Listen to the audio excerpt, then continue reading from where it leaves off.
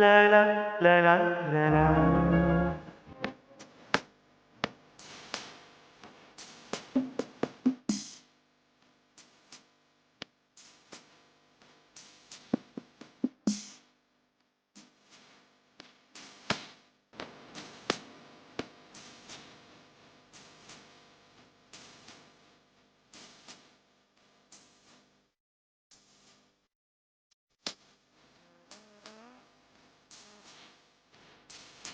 ఆహాహా!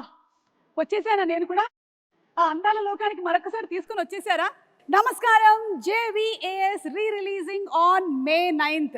జగదేక వీరుడు అతిలోక సుందరి సినిమా విడుదలై 35 సంవత్సరాలు పూర్తి చేసుకుంటున్నటువంటి ఈ తరుణంలో మళ్ళీ సినిమాని రీ రిలీజ్ చేస్తున్నారు మే 9వ తారీఖున.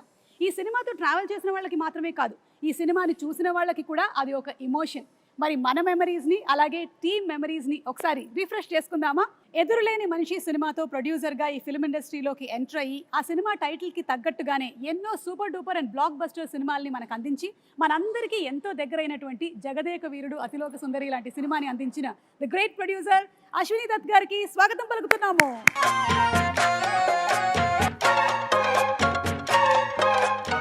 బాబు సినిమాతో తెరంగేట్రం చేసి వెండి తెర మీద ఎన్నో అద్భుతాలని సృష్టించి తరతరాలు మనం గుర్తుపెట్టుకునేటువంటి జగదేక వీరుడు అతిలోక సుందరి లాంటి సినిమాని మనకు అందించిన the captain of the ship దర్శకేంద్రులు శ్రీ కె రాఘవేంద్రరావు మైలురాయిగా మలిచి ఒక్కొక్క సినిమాతో కని విని ఎరగనటువంటి సామ్రాజ్యాన్ని సృష్టించి అప్పటికి ఇప్పటికీ ఎప్పటికీ మనందరి మనసుల్లో జగదేక వీరుడు మెగాస్టార్ చిరంజీవి గారికి ఇదే మా సాదర స్వాగతం, సుస్వాగతం. అదేంటి చిరంజీవి గారు రావట్లేదు? మా అందరి మనసులో పదిలంగా ఎప్పటికీ స్థానాన్ని సంపాదించుకున్న మా మెగాస్టార్ గారికి సాదర స్వాగతం పలుకుతున్నాము.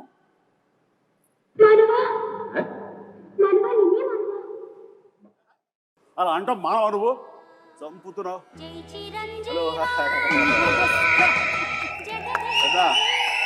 సుఖమాయిట్టుండు. ఓ సుఖం సుఖం. ಚೆನ್ನಾಗಿದ್ದೀರಾ? ಚೆನ್ನಾಗಿದ್ದೀನಿ. బాగున్నారు కదా? బాగున్నాను. నల్ల ఇరుకంగా నల్ల ఇరుకే. కేంచో జబాబు. కైసా హో యార్? ఓ మై గాడ్, ఇన్ని లాంగ్వేజెస్ లో చిరంజీవి గారు హౌ ఇస్ ఇట్? నాకు ఇష్టమే నేర్చుకోవడమ్మా. కష్టమై ఈయన చెప్పారు కదా అని చెప్పేసి 35 ఏళ్ల క్రితం నేర్చుకున్నాను. ఎందుకంటే గైడు రాజు అనే క్యారెక్టర్ రావు గారు అండ్ జగదేక వీరుడు మా చిరంజీవి గారు అలాగే మా నిర్మాత అశ్విని దత్ గారు ముగ్గురు రెడీగా ఉన్నారు. ఈ సినిమా రిలీజ్ అయ్యి 35 సంవత్సరాలు అవుతున్నటువంటి ఈ తరుణంలో మళ్ళీ రిలీజ్ మే 9వ తారీఖున జరగబోతుంది. ఒక్కసారి మెమరీస్ అన్ని రిఫ్రెష్ చేసుకుందామా? ముగ్గురికి మరొకసారి సాదర స్వాగతం పలుకుతున్నాము. Very very hearty welcome and congratulations. Cinema May 9వ తారీఖున మళ్ళీ రిలీజ్ అవుతుంది 35 సంవత్సరాల తర్వాత. How does it feel Raghavendra Rao garu? ఎలా అనిపిస్తుంది? ఇంద్రలోకం నుంచి ఇక్కడ దిగినంత అందులో అవును, మేము మళ్ళీ ఇంద్రలోకానికి వెళ్తున్నామా, స్వర్గం చూడబోతున్నామా? స్వర్గం అంటే వెంకయ్యనాయుడు గారు అప్పుడప్పుడు అంటూ ఉంటారు, రాఘవేంద్ర గారి సినిమాలు స్వర్గాన్ని పైనుంచి కిందకు దిగుతారని. దాని ఇన్స్పిరేషన్ కూడా ఆ పిక్చర్ గురించే.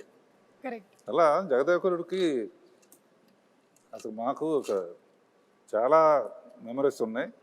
మా మెగాస్టార్ చిరంజీవి గారు సినిమా విడుదలై 35 సంవత్సరాలు అవుతుంది. మా గ్లామర్లు మారుతున్నాయి కానీ అప్పటికి ఇప్పటికీ ఇంకా పెరుగుతుందే కానీ మా చిరంజీవి గారి గ్లామర్ ఏం మాత్రం తరగటం లేదు. సార్ ఎలా అనిపిస్తుంది మే 9వ తారీఖున మళ్ళీ రిలీజ్ అవుతుంది? Really exciting Suma.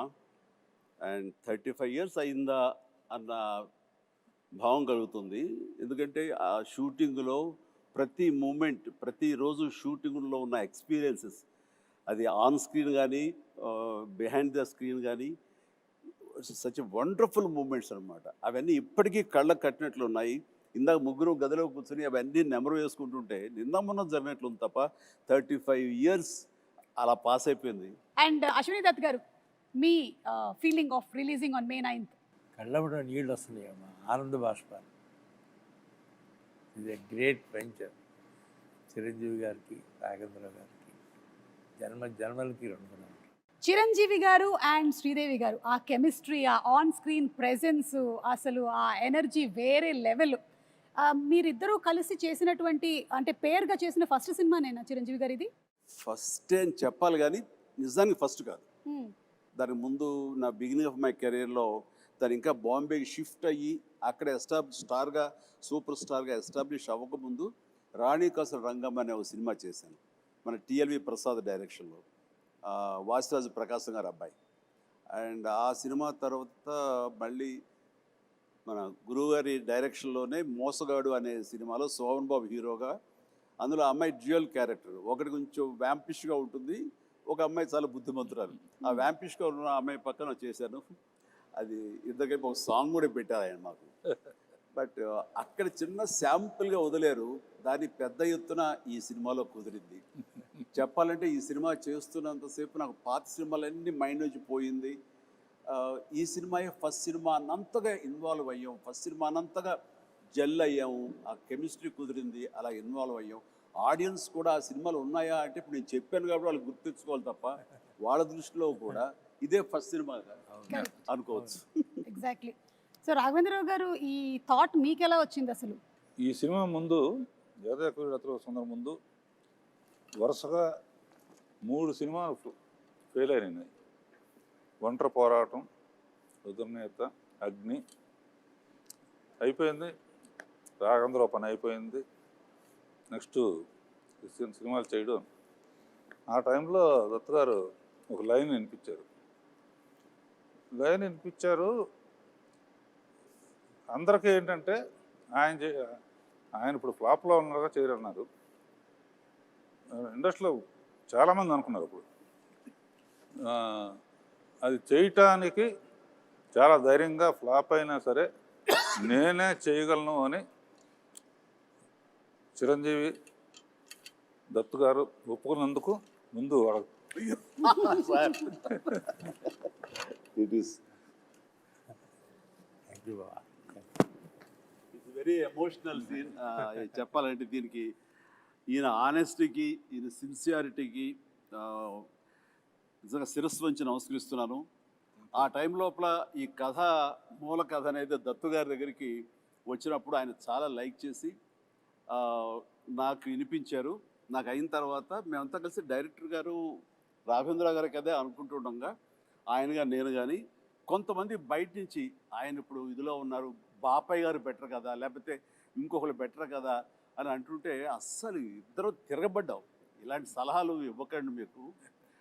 అండ్ మాకు అటు ఈయన ఉండాలి ఇలాంటి కథకి, సోషియో ఫ్యాంటసీకి, అటు మా ఇద్దరిని జస్టిఫై చేయడానికి, ఆ రిచ్నెస్ కనబరచడానికి the one and only director Raghavendra garu తప్ప ఎవరి వల్ల కాదు. రాఘవేంద్ర గారు వద్దు అనుకుంటే టోటల్ సినిమా వద్దు అన్నారు. ఇది నేను చెప్పింది. అలా జరిగింది మా ఇద్దరి మధ్య డిస్కషన్ అండి. ఇంకా అక్కడి నుంచి మీరు విజృంభించారు. ఇంకా అంటే ఈ జనరేషన్కి ఇది చాలా పెద్ద ఇన్స్పిరేషన్ చిరంజీవి గారు. ఎందుకంటే ఈ రోజుల్లో ఏదైనా ఒక సినిమా ఫ్లాప్ అయింది అంటే ఆ డైరెక్టర్కి ఆ తర్వాత నెక్స్ట్ ఒక్కొక్కసారి వచ్చేటువంటి అవకాశం ఉంది, కానీ కొన్నిసార్లు వచ్చేటువంటి అవకాశం చాలా తక్కువ. అలాంటిది రాఘవేంద్రరావు గారు చెప్పినట్టుగా ఒక 3 సినిమాలు వరుసగా ఫ్లాప్ అయిన తర్వాత కూడా రాఘవేంద్రరావు గారే కావాలి అని పట్టుబట్టి ప్రొడ్యూసర్ అండ్ హీరో నిలబడడం అనేది it's something great that this generation should take as an inspiration. ఒక మనిషి టాలెంట్ని ప్రీవియస్ సినిమా ఫ్లాప్లు అవి డిసైడ్ చెయ్యవు. ఆ కథాంశంలో ఎక్కడో ఏదో చిన్న తప్పిదం జరుగుంటుంది కాబట్టి అది ఫెయిల్ అయ్యేమో తప్ప ఆ వ్యక్తిగతంగా ఆ టాలెంటెడ్ పర్సన్స్, ఆ టాలెంటెడ్ హీరో, ఆ టాలెంటెడ్ డైరెక్టర్ వాళ్ళు ఎప్పుడు ఫెయిల్ అవ్వరు. అందుకని హిట్ అయినా ఫ్లాప్ అయినా ఆ కంటెంటే తప్ప మనుషులుగా ఇంత విజయాలు చూసినటువంటి మనుషులుగా, ఇంత ప్రజాదరణ పొందినటువంటి టెక్నీషియన్స్గా, ఆర్టిస్టులుగా వీళ్ళు ఎప్పుడు ఫెయిల్ అవ్వరమ్మా. ఆ నమ్మకం మాకు.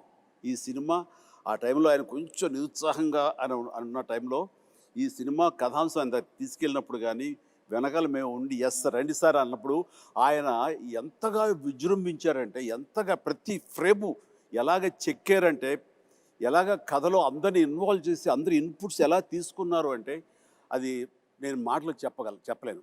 అంత ఇదిగా చేసుకున్నారు. అంటే నన్ను కూడా కూర్చోబెట్టారు. అండ్ ఎవరు ఏమి చెప్తారో, ఏ మంచి బిట్టు చెప్తారో అని దాదాపుగా 15-20 మంది రైటర్స్ నాకు తెలుసు. 27 మంది రైటర్స్ అని విన్నాను చిరంజీవి గారు. నేను 27 మంది రైటర్స్ అని విన్నాను. 27 మంది ఏవో చిన్న కథ, లేకపోతే ఒక చిన్న టర్నింగ్ పాయింట్, ఒక చిన్న టిడ్బిట్, ఒక కామెడీ సెటప్ చెప్పిన వాళ్ళు కొంతమంది, అందరి ఇన్పుట్స్ తీసుకుని ఈయన చక్కగా దాన్ని పొందుపరిచిన విధానం కానీ, దాన్ని రాబట్టిన విధానం కానీ, దాన్ని తెరకెక్కించిన విధానం కానీ నా భూతో నా భవిష్యత్. అదే జగదేక వీరుడు అతిలోక సుందరి.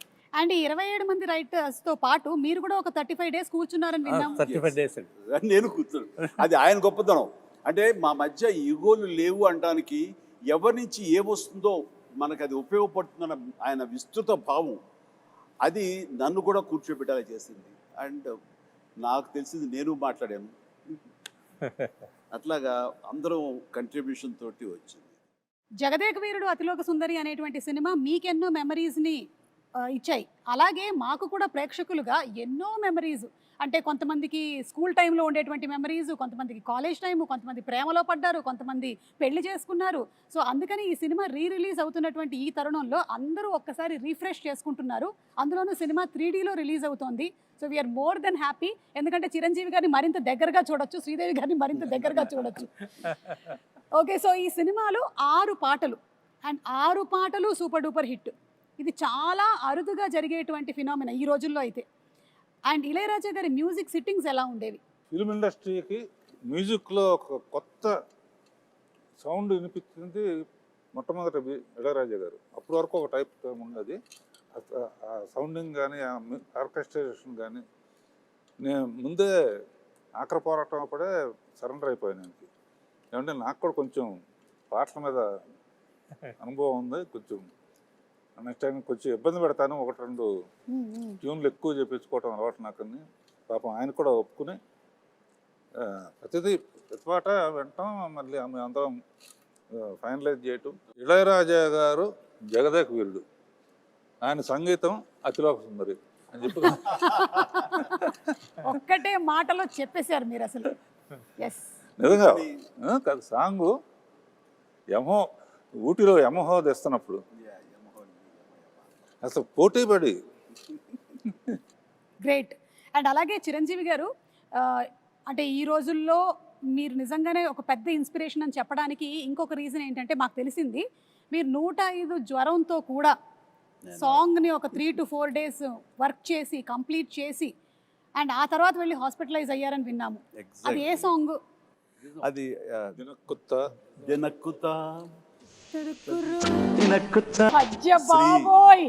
ఎలా ఉన్నావమ్మా, నేను మిస్ అవుతున్నావు. నిజంగా ఈ ఈవెంట్లో, ఈ రిలీజ్లో నువ్వు లేకపోవడం అనేది మా అందరిలోనూ విపరీతమైన లోటుగా అనిపిస్తుంది. ఈ క్షణం నిన్ను మనస్ఫూర్తిగా తలుచుకుంటూ, నీకు నివాళులు అర్పిస్తూ, ఈ ప్రోగ్రాము, ఈ రిలీజు, వీళ్ళ పర్మిషన్ తీసుకుంటున్నాను, వాళ్ళ కాదనరు. ఆ మహాతలికి తనకి ఇది అంకితం, ఈ రిలీజ్.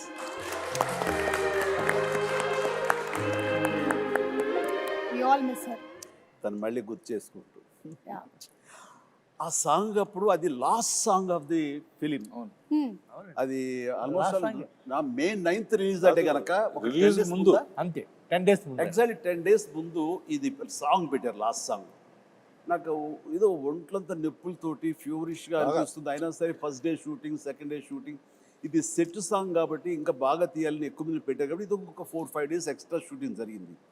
సెకండ్ డే నుంచి ఓపిక ఉండట్లేదు, చూస్తే ఫీవర్గా అనిపిస్తుంది. మేకప్ రూమ్లో కూర్చుని ఖాళీగా ఉన్నప్పుడు డాక్టర్స్ దీంట్లో ఆ ట్రీట్మెంట్ తీసుకుంటూ, మళ్ళీ పిలవగానే మళ్ళీ అక్కడికి వెళ్ళి ఆ సుందరం మాస్టర్ గారు ఉండేవారు, ప్రభుదేవ ఉండేవారు, డైరెక్టర్ గారు, వీళ్ళందరూ కంపోజ్ చేసే సాంగ్ని దెన్ అండ్ దేర్ ఓన్లీ. ఎక్కువ రిహార్సల్స్ చేసి ఓపిక లేదు, ఫటాఫట్ చేసేసి మళ్ళీ కుర్చేసి కూలబడిపోయేవాడిని. ఇట్లా డైరెక్టర్ నా మీద జాలేసి కొన్ని షాట్లు చిరంజీవి లేకపోయినా పర్లేదు, శ్రీదేవితో మేనేజ్ చేద్దారు, కొన్ని చేశారు. కొన్ని నేను తప్పనిసరిగా ఉండే చోట్ల మాత్రం నేను చేశాను. అండ్ ఎంత ఓపికగా చేశానంటే, నేను గుర్తుందో లేదు బాబాయ్, ఏదో ఒకటి మేనేజ్ చేద్దాం, ఒక 2 days రెస్ట్ తీసుకో, తర్వాత డే అండ్ నైట్ చేసేద్దాం అని కూడా. అంటే 2 days ఏమో ఈ జ్వరం ఏం జ్వరమో ఎలా ఉంటుందో తెలియదు. అండ్ ప్రొడ్యూసర్ ఆయన ఫేస్ చూస్తుంటే పాపం ఆయన కూడా రెస్ట్ తీసుకోవాలంటే ఉంటారు. ఇది ద బెస్ట్ రిలీజ్. అందరూ హాలిడేస్, May month చాలా మంచి రిలీజ్, ఇది పోగొట్టుకోకూడదు. ఇది అందరితో పాటు నాకు నష్టమే. కాబట్టి ఆ నష్టాన్ని అధిగమించాలంటే కొంచెం కష్టపడాలి అనుకున్నాను. అండ్ చేసేసాను, అయిపోయింది. చేసిన తర్వాత కట్ చేస్తే లాస్ట్ షాట్ ఏం చేశాను తెలీదు, అయిపోయింది, వైండప్ చేశారు, గుమ్మడికాయ కొట్టారు అని తెలియదు. కానీ ఇక్కడ డామ్ అని పడిపోయాను. మళ్ళీ స్పృహలోకి వచ్చేసరికి నేను విజయ హాస్పిటల్, అంటే విజయవాహిని స్టూడియోకి రోడ్డు దాటితే విజయ హాస్పిటల్ అనేవాడు, ఇది కోడంబాకం దగ్గర. అండ్ అక్కడ వెళ్ళి జాయిన్ అయ్యారు. 2 days తర్వాత స్పృహలోకి వచ్చారు. ఆ జ్వరం ఏంటంటే మలేరియా. ఓ దారుణమైనటువంటి కానీ అంటే అలా చేయాల్సి వచ్చింది, చేయాలి అంతే. నేను వెళ్ళి రెస్ట్ తీసుకుంటాను, మీరు రిలీజ్ పోస్ట్పోన్ చేసుకోండి అంటే నా మీద ఉన్న ఇష్టంతో, అభిమానంతో, నిజమే జెన్యూన్ కారణం కాబట్టి ఎవ్వరూ కాదని పరిస్థితి కాదు. కానీ నో, ఆ ప్రొఫెషన్కి న్యాయం చేయాలి అంటే నేను ఖచ్చితంగా కష్టపడాలి. అదేదో పర్వాలేదు నాకు అంటే ఓపిక ఉన్నంత వరకు లాస్ట్ మినిట్ వరకు చేసేసి ఫినిష్ చేసాం. అలాగే హీరోకి ప్రొడ్యూసర్కి మధ్యలో ఉండాల్సినటువంటి రిలేషన్షిప్ ఈ జనరేషన్ మిమ్మల్ని చూసి నేర్చుకోవాలి. ఒక హీరో ప్రొడ్యూసర్ని ఎలా గౌరవించాలి, ప్రొడ్యూసర్ హీరోని ఎలా చూసుకోవాలి అనేది మీరిద్దరూ you have set an example. దీని గురించి మీరు ఏమైనా? చిరంజీవి గారు ఒక మహానటుడు, మహా మనిషి. అన్నీ ఆలోచించి అన్ని నిర్ణయాలు తీసుకున్నారంటే దానికి ఎదురు లేదు. దగ్గర అతుల సుందరి తీసిన తర్వాత 2, 3, 4 ఆటోమేటిక్గా వెళ్ళిపోయింది. అది ఆయన గొప్పతనానికి, ఆయన మంచితనానికి నిదర్శనం. దీన్ని కాంట్రడిక్ట్ చేస్తూ మాట్లాడతానండి. దీన్ని నేను పూర్తిగా ఒప్పుకోనిది. నేను ఇండస్ట్రీకి వచ్చిన తర్వాత దత్తు గారి మాటలో కానివ్వండి, ఇతర సీనియర్ ప్రొడ్యూసర్ మాటలో కానివ్వండి, మా రాఘవేంద్ర గారి మాటల్లో కానివ్వండి, నందమూరి తారక రామారావు గారు ఆ మహానటుడు ప్రొడ్యూసర్కి ఎంత విలువ ఇస్తారు, వాళ్ళు ఎంత బాగా చూసుకుంటారు, ఒక బిడ్డల్లా చూసుకుంటారు. చిన్న వయసులో వచ్చేటువంటి కాలేజీ స్టూడెంట్గా వచ్చేటువంటి అశ్విన్ దత్ గారు మొట్టమొదటిగా సినిమా తీయాలి రామారావు గారితో అంటే ఆయన బచ్చాగాడి నువ్వేంటి నాతో సినిమా తీసేది అని అనలా. ఆయన ఈయనలో ఉండేటటువంటి ఆ ఎంతూజియాజం, చెయ్యాలన్న తపన ఆయనకి గ్రహించి అలాగే తప్పకుండా చేద్దాం అంటే ఒక బిడ్డలాగా వాత్సల్యం చూపించారు. ఆ చూపించడం, సినిమాలు తీయటం, ఈయన ప్రొడ్యూసర్ని చేయటం కాకుండా ఆయన చూపించిన ప్రేమకి ఆయన బ్యానర్ వైజయంతి మూవీస్ అనే బ్యానర్కి రామారావు గారు ఊదింది పెట్టారంటే ఈయన హీరోలకు ఇచ్చేటటువంటి తండ్రి లాంటి ఆయనకి ఇచ్చిన విలువ, ఆయన వీళ్ళ బిడ్డలాగా చూసుకున్న విలువ, ఇవన్నీ వింటుంటే మాలాగా వచ్చే వాళ్ళకి మేము ఎంత ఇదిగా ప్రొడ్యూసర్లు గౌరవించుకోవాలని ఆయన నుంచి మేము నేర్చుకున్నాం. అంటే కాబట్టి నేను కూడా నా ప్రొడ్యూసర్స్కి అంత విలువ ఇచ్చి, వాళ్ళు లేకపోతే నేను లేను కదా. నాలో ఎంత టాలెంట్ ఉన్నా, ఎంత యాస్పిరేషన్స్ ఉన్నా, ఎంత కష్టపడే మనస్తత్వం ఉన్నా సరే ఆ వేదికనివ్వాలి కదా. అలా ఇచ్చేవాళ్లే తల్లిదండ్రులు, వాళ్లే దర్శక నిర్మాతలని మనస్ఫూర్తిగా నేను నమ్మే ఆంజనేయ స్వామి సాక్షిగా నేను నమ్ముతాను. అందుకే వాళ్ళకి విలువిస్తాను. నాకు వాళ్ళ ఈ పొజిషన్లో ఉండడానికి కారణం అడవి రాముడు, ఎన్టీ రామారావు. ఆయనతో 12 సినిమాలు చేశాను. బాబాయ్ బాబాయ్ అని పిలుస్తాను. ఇలాంటి హిట్స్ ఈయనతో 14 చేశాను. అందులో ఎప్పుడు అందాలలో అహో మహోదయం అంతే గుర్తుకొస్తూ ఉంటుంది. గుర్తుకొచ్చి వాళ్ళిద్దరూ ఆ పైనుంచి అమ్మాయి రావటం, ఈయన గైడ్గా రావటం. అందులో పర్టికులర్గా హైలైట్ ఇళయరాజా గారి హ్యాట్స్ ఆఫ్ అనిపిస్తుంది ఏంటంటే, ఒక దండకం లాంటిది జై చిరంజీవి అని ఒక పాటలాగా చేసి అందులో, ఎందుకంటే హీరో అనేవాడు గబుక్కున వెళ్ళి తెచ్చుకోవచ్చు. ఒక పాటలో పిల్లలు పాడుతూ ఉంటా ఆంజనేయ స్వామి జై చిరంజీవి అని, మనిషి పేరు కూడా చిరంజీవి కనుక, ఆంజనేయ స్వామి చిరంజీవి కనుక జై చిరంజీవి పాడుతూ ఉంటాం. ఎట్రకట్లో మంచు కొండల్లో స్కేట్ అవటం, గిట్ అవటం, స్కీయింగ్ చేయటం అంత తేలిగ్గా మొక్క దొరికేసిన, పైగా అట్నుంచి ఆవిడ రాబోతుంది. సో అంతమంది రావటం చూపించాం. ఆ ఫస్ట్ టైం కలవటం, అక్కడ కలవటానికి ఇంత శ్రమ పడితే వాళ్ళ కోసం ఒక దేవకరిని కలవటం అనేది మ్యూజిక్ కానీ ఒకళ్ళనొకళ్ళు చూసుకోకుండా టోటల్గా జరగదు. మొత్తం ఒకే చోట ఉంటాం, బట్ హైడ్ అండ్ సీక్ లాగా ఉంటుంది. ఎవరు ఒకళ్ళొకరు కలుసుకొని చూసుకోరు. కానీ ఆ పాటలో ఇద్దరి మధ్య ఒక లవ్ స్టోరీలా తీశారు.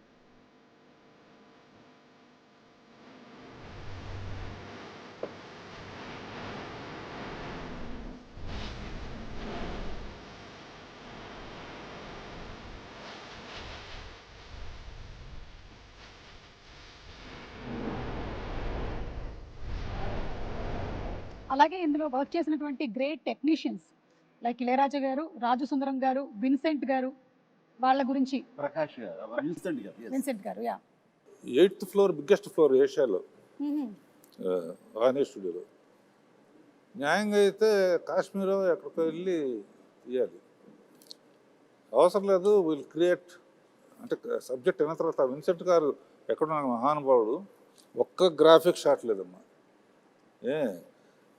8th ఫ్లోర్ సరే, మెగా ప్రొడ్యూసర్, మెగా హీరో, అప్పటికి మెగా సూపర్ ఫస్ట్ గా సుప్రీమా దత్కార్ ప్రొడక్షన్ అంటే 8th ఫ్లోర్ ఫుల్గా మంచు కొండలాగా చేసేస్తామని చలంగారు కదా ఆర్ట్ Yes, తెలంగాణ. చేస్తే ఈయన ఒక్కో షాట్కి విన్సెంట్ గారు షాట్ చెప్పిన తర్వాత ఆయన పని ఏదో ఆ పాలిథిన్ పేపర్ తీసుకుని కెమెరా ముందు పాలిథిన్ పేపర్ అలా పెట్టి అది ఒక చిన్న మంచు గుహలాగా ఆ పక్కన చిన్న వ్యాజలను తీసుకుని లెన్స్కి ఎడ్జెస్లో గ్లో రావడం Glow కోసం రావడం. వ్యాజిన్ పూసి చేసేవాడు.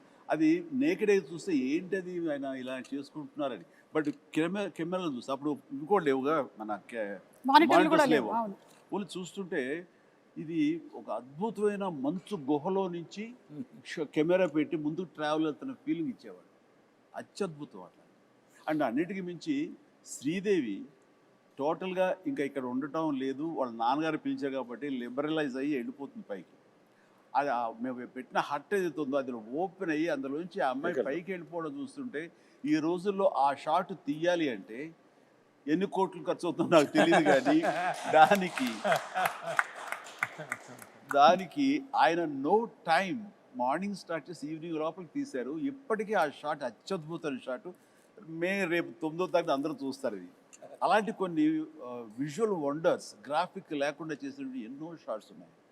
Super sir. అలాగే రాజు సుందరం మాస్టర్ గురించి. ప్రభుదేవ సడన్గా ఒకసారి సుందర మాస్టర్కి అసిస్టెంట్గా వచ్చాడు ప్రభుదేవ. పని నుండి వెళ్ళాల్సి వస్తే అబ్బని తీని దెబ్బ కొట్టి ప్రభుదేవాన్ని పెట్టి మనం లైట్గా అవును, లైట్ మూమెంట్స్ ఉండాలని చెప్పి రిహార్సల్ చేసి ప్రభుదేవ ఫస్ట్ సాంగ్ అప్పని తీని దెబ్బ. అందరూ ఒకసారి వచ్చేట్టున్నారు, సుందర మాస్టర్ వచ్చేట్టున్నారండి. బెంగళూరు రేస్ కోర్స్ దగ్గర ఆయన కనిపించాడు కదా, అప్పుడు లేడా? లేదు. అక్కడ ఉన్నారు, ఫస్ట్ తోట ఉందే అవును, అక్కడి నుంచి వెళ్ళిపోయారు. Okay, green house, green house, ఆ రెడ్ శారీ కట్టుకుని అక్కడ ఉన్నారు. ఎక్కడో ఒక కపుల్ ఆఫ్ డేస్ వచ్చేసాయని అబ్బాయికి ఇచ్చేది.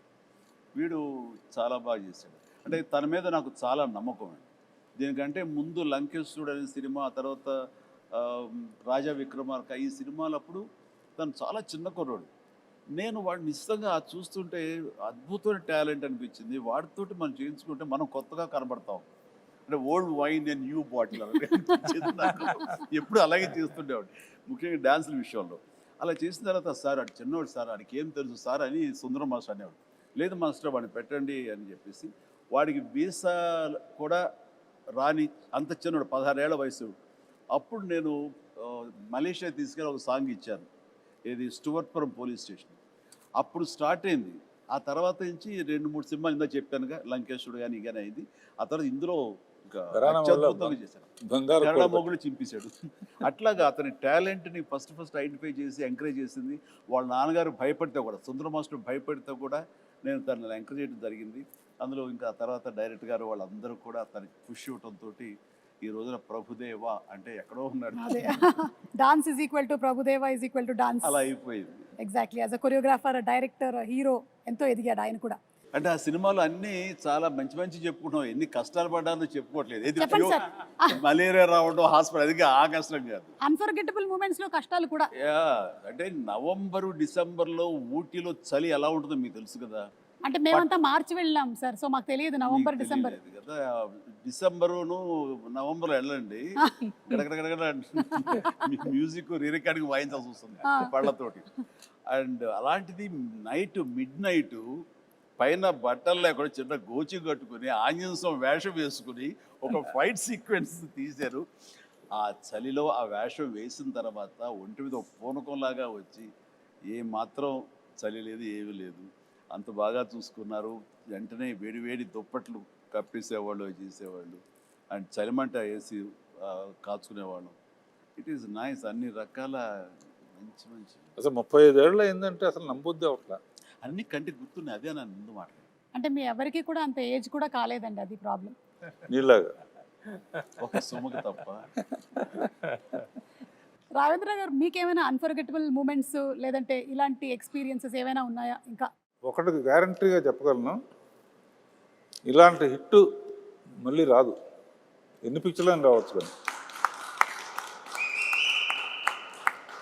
ఎందుకంటే చాలా సినిమాలు హిట్ అవుతున్నాయి, బట్ భయంకరమైన తుఫానులో చెట్లు విరిగిపోయి అన్ని థియేటర్లు మూసేసి మునిగిపోయి అన్ని థియేటర్లు మూసేస్తే జనం వెళ్ళట్లేదని చెప్పేసి తెచ్చినట్టు ఫైర్ ఇంజిన్ తెప్పించి నీళ్లు బయటికి తోడుతూ వీళ్ళు కుర్చీల మీద కాళ్ళు వేసుకుని కింద నీళ్లు సినిమా చూశారు, ఎంజాయ్ చేశారు. ఈ చరిత్ర మళ్ళీ ఇంతకన్నా ఎక్కువ డబ్బు రావచ్చు కానీ తుఫాన్ కూడా రావాలిగా. తుఫాన్ రావాలి. అదొకటే కాకుండా ఒక చోట శ్రీకాకుళం రాఘవేంద్రరావు ఎరగదీశారు. మా బాస్ని సూపర్ అని సూపర్ తీశారు. ఏ తమాషా ఏంటి, మా బాసుని ఎరగ తీసేశారు మీరు అని.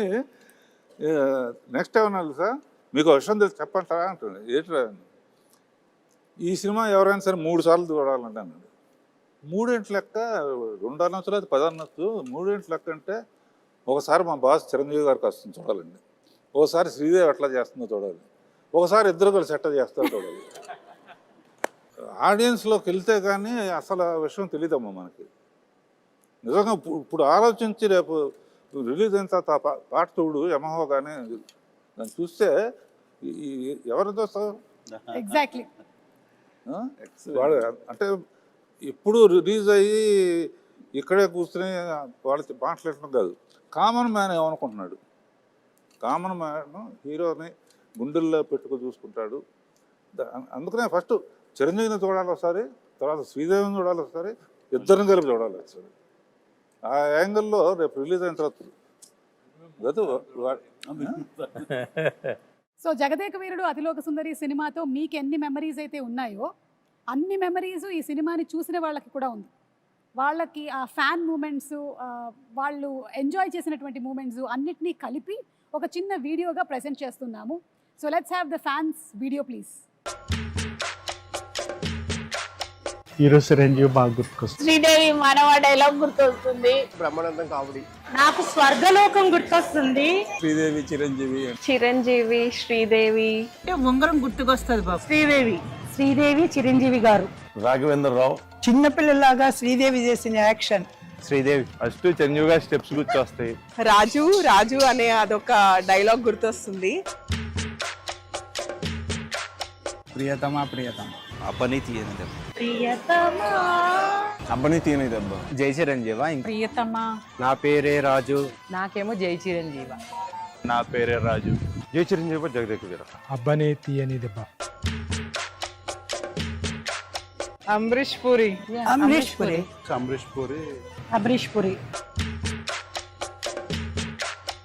అప్పట్లో సినిమాకి టికెట్ల కోసం పెద్ద కుస్తీయే జరిగిందిలే. కాలేజ్ బంక్ చేసి మరీ చూసాం.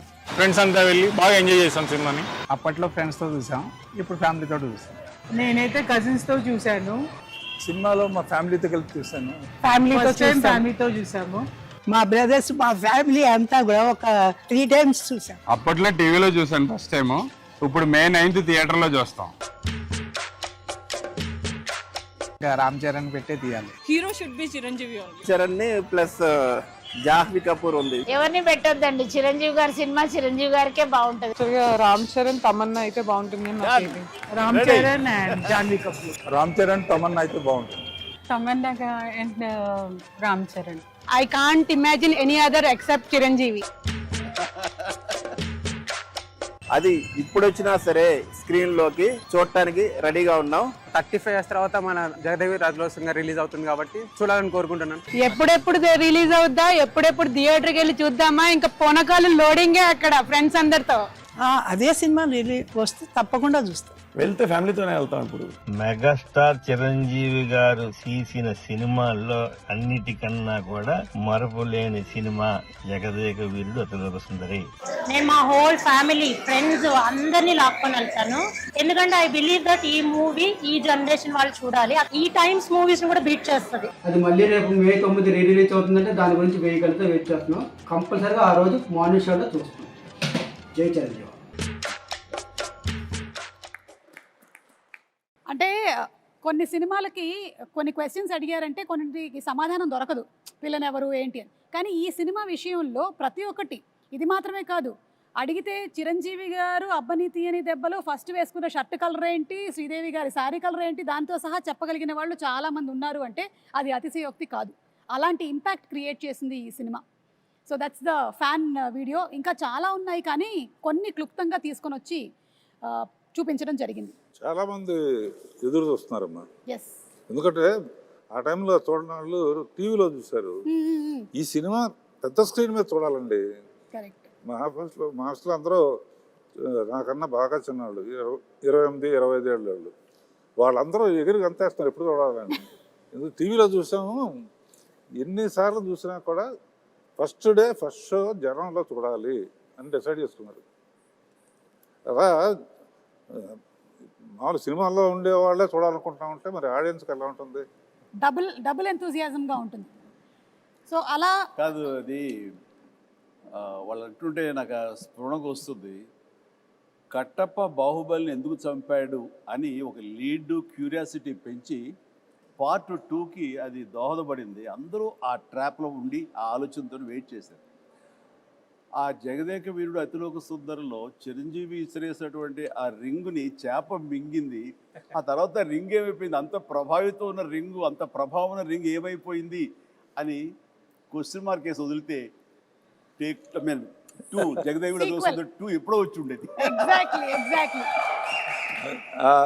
మార్కెటింగ్ స్ట్రాటజీ అక్కడ జస్ట్ మిస్ అయ్యాం. రింగు చేప నోట్లో మింగటం గ్రాఫిక్ కాదు, ఆయన తీశారు విన్సెంట్ గారు. ఒకవేళ గనక ఈ సినిమా సీక్వెల్ కానీ లేకపోతే మళ్ళీ చేస్తే ఎవరు చేస్తే బాగుంటుంది? ఇంకా డౌట్ ఎందుకండి, నేనే అని అనలేను.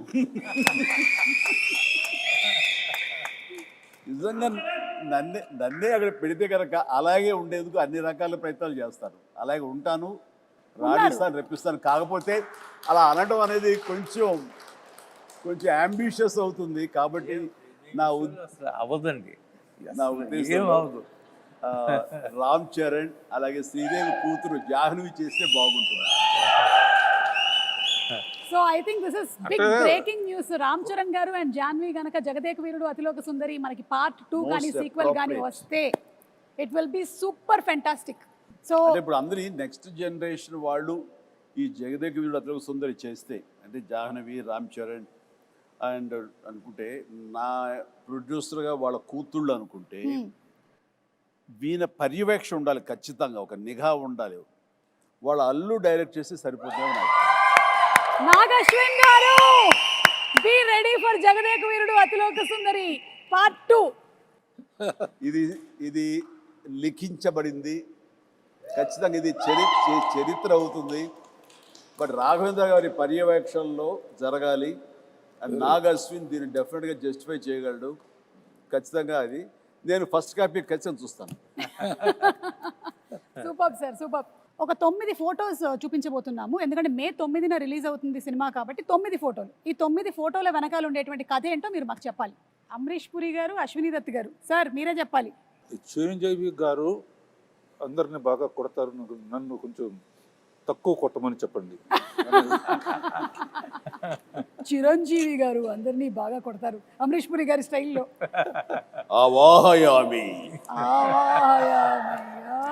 ఎంత ఇస్తావు దత్తు అని నాకు అనిపిస్తుంది. దత్ గారు ఇంత ఇస్తానంటున్నారా? ఇంత ఇస్తానండి. దత్ గారు మీకేమైనా గుర్తుందా? నాకు గుర్తులేదు కానమ్మా, చిరంజీవి గారు చెప్పిందే కరెక్ట్, ఇంతే ఇస్తానండి. Okay, picture number 2. 105 డిగ్రీల జ్వరాన్ని కూడా లెక్క చేయకుండా నటించి మే 9వ తేదీన చిత్రం విడుదల కావడానికి కారకుడైనటువంటి సుప్రీం చిరంజీవి నిజంగా చిత్ర జగదేక వీరుడు, మనసున్న మహా మనిషి. ఇది కిందది కూడా చూస్తానండి. ఇది విన్నావా? విజయవాడలో ₹6.50 టికెట్ మొదటి రోజున మ్యాట్నీ షో 210 రూపాయలకి బ్లాక్లో అమ్మారట. ₹6 టికెట్ 210కి అమ్మారట. సమ్ 3.14 crores ఆఫ్ టికెట్స్ అంట అమ్ముడిపోయింది అప్పట్లో. Highest in all time record Jagadeka Veerudu Athiloka Sundari. అంటే శ్రీదేవి నాకు ఒక గిఫ్ట్ ఇచ్చింది, ఒక chess, very small chess board with, అప్పుడు అది ఎలక్ట్రానిక్ అది, బట్ ఫిజికల్గా మనం లిఫ్ట్ చేసి పెట్టి తప్ప టచ్ ప్యాడ్ లా కాదు. పెడుతుంటే అది కౌంటర్ మళ్ళీ వెయిట్ చేస్తుంది, మనకి కంప్యూటర్ ఆడుతుంది ఒక్కోసారి, లేదంటే తను ఇంగ్లాండ్లో ఎక్కడో కొనుక్కుందంటే తీసుకొచ్చి నాకు గిఫ్ట్ ఇచ్చింది. అండ్ నాకేదో ఇప్పటికీ నా దగ్గర ఉండాలి, మరి అది గుర్తు రావట్లేదు ఎక్కడుందో. ఖాళీ సమయంలో మీ ఇద్దరం కూర్చుని ఆడుతుంటే అనవసరంగా పెద్ద ఆయన వచ్చి డిస్టర్బ్ చేస్తాను. నేనున్నాను అవాహయామి అన్నాడు మహాన్. కానీ ఇద్దరు స్వర్గస్థులు అయ్యారు, వాళ్ళ ఆత్మకి నిజంగా శాంతి చేకూర్చాలి. గొప్ప స్నేహపూర్వకంగా చేసాము ఈ సినిమా. ఆ సీన్స్ గారు, ఆయన కూడా wonderful artist, wonderful human being అండి బాబా. అక్కడ ఉన్నటువంటి చిరంజీవి గారికి ఇక్కడ ఉండే చిరంజీవి గారికి ఏమైనా డిఫరెన్స్ ఉందా? Nothing at all. That is our megastar Jagadeka వీరుడు.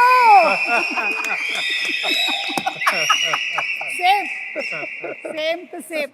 అంటే it is not an easy thing Chiranjeevi garu. ఇన్ని సంవత్సరాల పాటు ఆ స్టార్డమ్ మీది అలాగే కంటిన్యూ అవుతూ, మీరు ఇప్పటికీ అన్ని సినిమాలు చేస్తూ, చిన్నపిల్లల దగ్గర నుంచి పెద్దవాళ్ళ వరకు అందరూ మిమ్మల్ని ఇలా లైక్ చేస్తూ ఉన్నారంటే hats off to you. Great. First షాటా సార్? ఎగ్జాక్ట్లీ.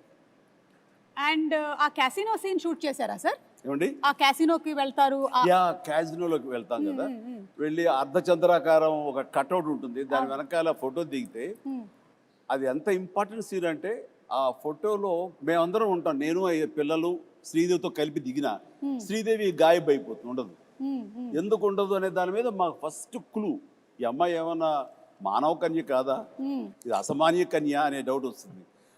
అది సినిమాకి చాలా కీలకమైన సీన్ తర్వాత. కరెక్ట్. అండ్ అమ్మాయి మామూలు మనిషి కాదు అని నా రికలెక్షన్స్లో ఇది ఒక రికలెక్షన్. అది ముహూర్తం షాట్గా పెట్టారు, అక్కడ ఫైట్ అది చేయటం బాగుంది. ఊటీలో సీన్ ఇదేనా సార్? ఇదేనమ్మా నేను చెప్పిన సీన్.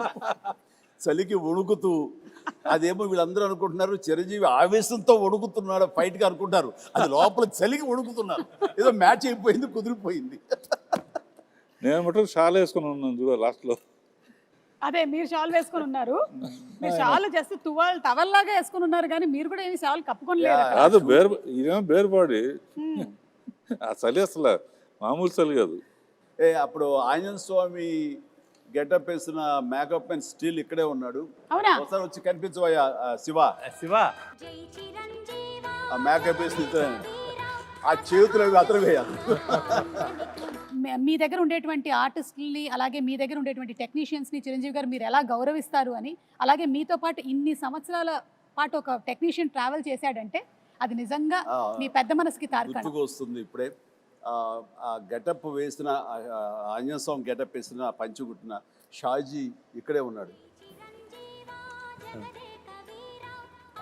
కాదు సార్, ఇంకా చిన్నపిల్లలాగా అప్పుడు కూడా కష్టపడి అవన్నీ చేసేవాడు. అప్పుడు రకరకాల స్టైల్స్ ఏదైనా సరే తనే చేసేవాడు. బట్ సాంగ్స్కి మాత్రం నేను బాంబే నుంచి స్పెషల్ కాస్ట్యూమ్ చేయించేవారు. అది ఎవరంటే అతను కిషోర్, బడా సాబ్ కిషోర్. బట్ ఇవన్నీ లోకల్వి, ఈ మైథాలజీ కానివ్వండి, రెగ్యులర్గా వేసుకునే డ్రెస్సెస్ కానీ షాజీ చేశాడు.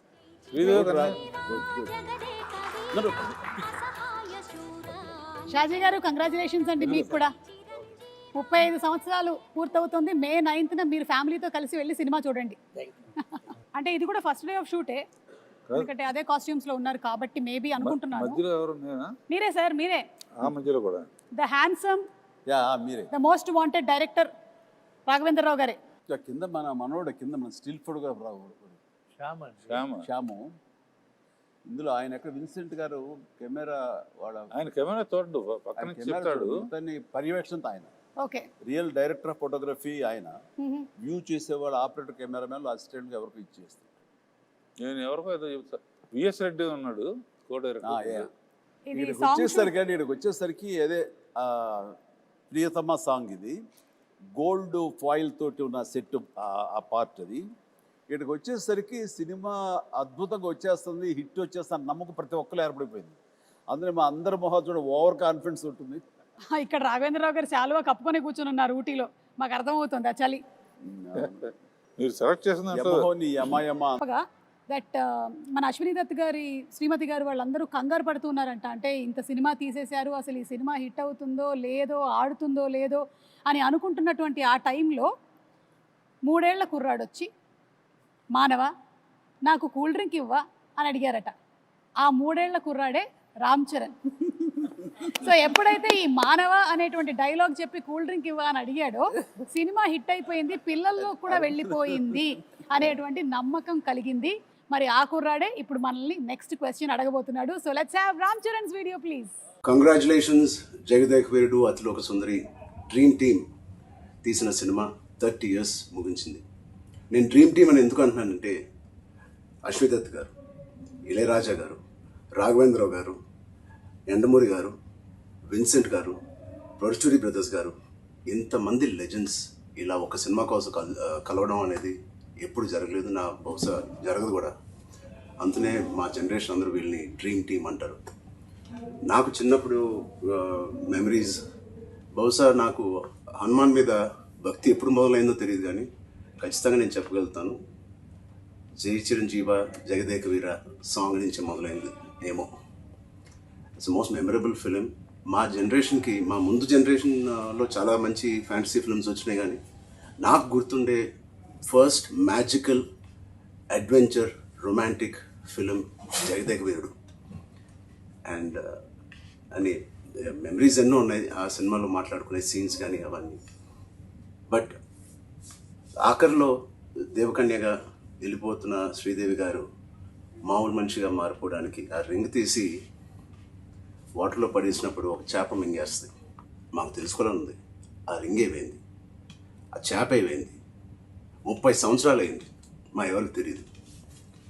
ఇప్పుడు ఆ రింగ్ ఎక్కడ ఉంది, ఆ చేప ఎక్కడ ఉంది, దీనికి జవాబు ఒక్కలే ఇవ్వగలుగుతారు, మిస్టర్ నాగశ్విన్ గారు.